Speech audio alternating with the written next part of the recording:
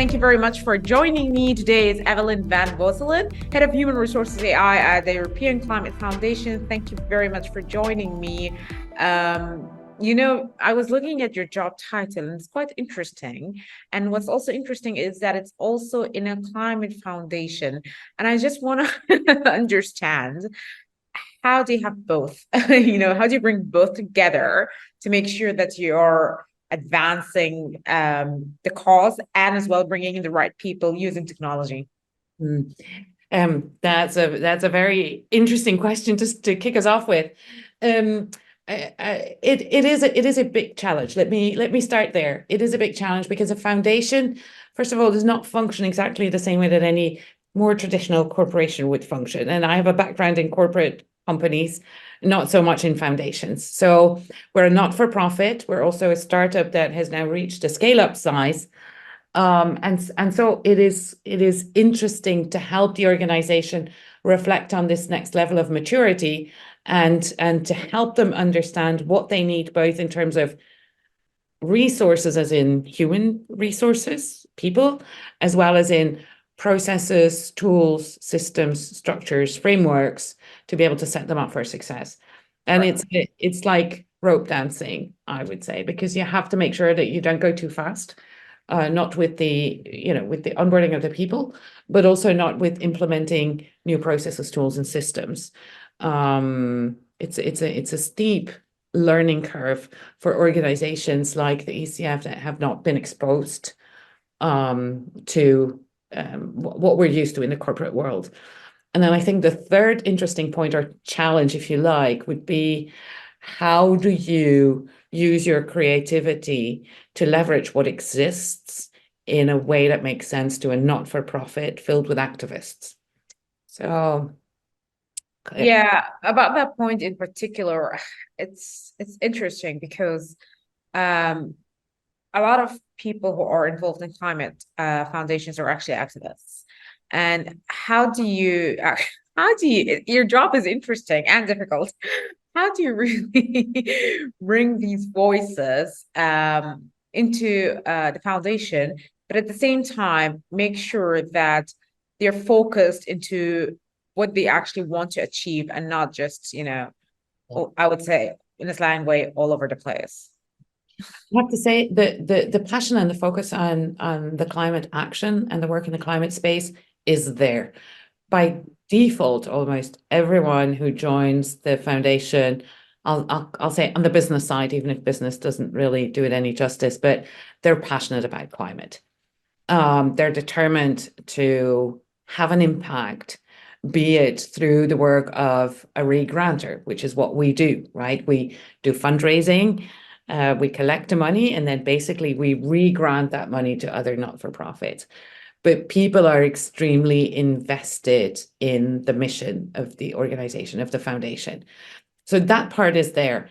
I think what is interesting in this group of activists is to help them understand that both as individuals and as an organization, we're on a learning curve, and that sometimes it pays off to achieve more impact, to take half a step back and to reflect on how you can improve the how of your work. So not necessarily the what, they all get that, and they wouldn't want it any other way. They're determined to do what they feel is right for this planet and for all of our children. It's helping them understand that charging full speed ahead like a bull is maybe not the most efficient and effective way of approaching the challenges that we're facing. And so it really means that you have to help them on that journey. For me, what I think is interesting and important, just to kind of balance it off, is that because they are activists and very vocal, and because all of this is new to them, whether you ask for it or not, you will get the feedback, right? They'll share it with you, and they will challenge everything you say.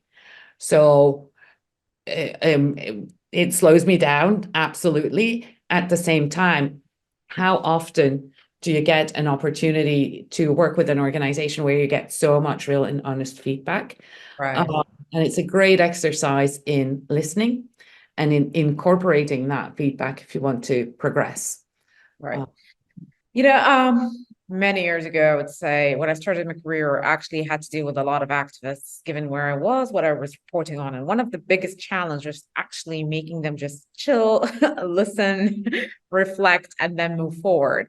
And that's not just for activists, but in general, for all of the employees. How do you make people understand there has to be feedback to their work, even despite the passion, despite, you know, being all into the cause, and to actually look back and say, okay, fine, I can do better if I chill down. How Yeah. do you do that? Yeah.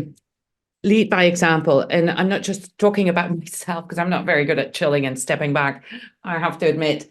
But it's really that whole concept and notion of lead by example and illustrating how much more people can achieve when they have the mental headspace and capacity to think through new challenges. And because a lot of work that we're producing is also writing reports and coming up with new solutions. And so there's a lot of strategy development that is involved in the work that we're doing.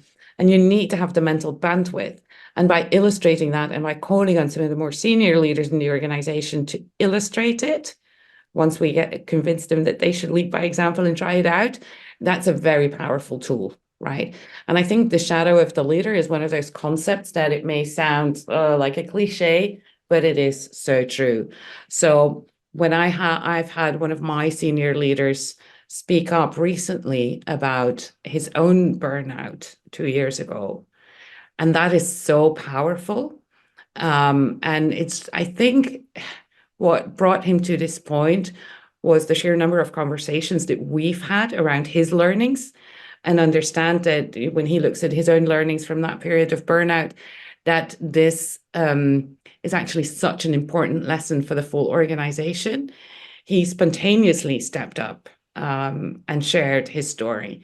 And those are the moments that matter. And I think today, I haven't seen any tech or system or solution that can replace that, but it comes in combination and with a number of other solutions that we want to bring to the organization, and so that we have an offering and a narrative that is coherent and consistent, repeated, but also so that all our actions are aligned to that core message. That is Right. our I do want to talk about the burnout, but before that, I would like to step back a little bit and talk about your role in terms of using technology in such a cause, and how much can you really technology help you? Um, tremendously. right. Tremendously. Technology is such a fundamental pillar for the work that we're doing today in HR, whether that's in a foundation or not. To be honest, I'm a firm believer. Two things are important. First of all, is to understand what your needs are, and then to source the right solution. And that may take a while to find the right solution. But it's important not to get carried away by the wealth of solutions and new tech developments that are out there, and kind of go very hungry and say, ooh, I would like some of that. The importance also for the tech adoption is always to start from that need. So that's important. When I look at tech, I think a lot of the, and many HR people will know this, right? A lot of the more tedious, repetitive admin tasks can be supported, improved, eliminated through technology. We see clear examples of that in how we manage our headcount, and how we manage our headcount budgets, and how we manage absence, just to name a couple of very basic solutions. Next to that, I am a great and avid fan of everything that is, in my opinion, much more exciting, but how AI and Gen AI can really support us in a very tangible way. When I think about Gen AI, the opportunities for me are very clearly in line with what I just said for the more simple tech, but it really helps us to remove work that can be made redundant. I'm thinking about simple things, just to give one example, as in, how do I write new job descriptions, and do I have to reinvent the wheel from scratch every time? ChatGPT is a great example of how you can eliminate that kind of reflection time before you write down a job description. A program outline for a training plan, ChatGPT or other Gen AI solutions will give you an outline that you can then tweak. So it can really eliminate quite a number of these challenges that we have. Being more targeted and focused in our recruitment efforts, for instance, which is an important one for us because our target population, of course, is so specific. And if we can't find somebody through our own network, then how can we identify those amazing talents that meet that specific skill set that are non-traditional? Right. In this specific point, I just want to cut you off here, if you don't mind. And I was actually just chatting with a friend now, and she's like, in this day and age, it's so difficult to get, HR to look at you because of technology. And she works in foundations as well. And it seems like for her, I'm not saying this is what's happening, but for her, it seems like it's difficult to get noticed by the right people because you're using technology. And I don't know how is that fitting in the whole spectrum now. Yeah, it's a very good comment, and I'm sure that that is also part of the reality out there. Technology can be an enabler, and it can also be a showstopper. First of all, we always have to question the quality of our technology and the level of bias that is integrated into it. That's like a general statement. In our particular case at the ECF, we always first try without additional tech, because people are so critical for us, and not just their skill set, but also in particular their motivation, right? We will revert to technology when we cannot find the right candidate, and then it's like a search and a sourcing, right?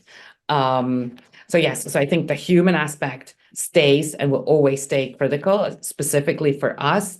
I think also in more traditional settings, at some point in time, that sort of connection is going to remain one of the differentiators.